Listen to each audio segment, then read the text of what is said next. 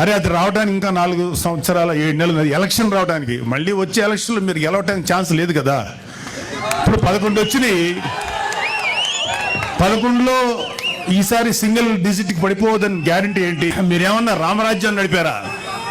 మీరేమన్నా మహానుభావులుగా పరిపాలించారా? Wait. So మీరు కళ్ళగంట మానండి. జగన్మోహన్ రెడ్డి చాలా సందర్భాల్లో మీతో మనం మాట్లాడిన మాటలు ఉన్నాయి.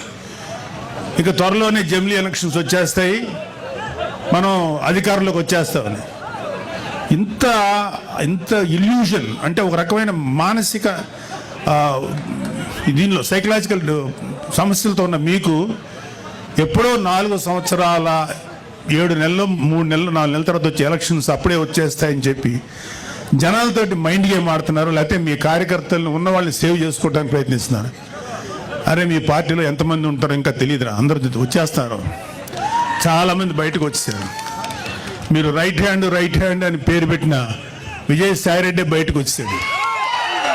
మిగతా వాళ్ళు రావడం పెద్ద లెక్కేం కాదు. సో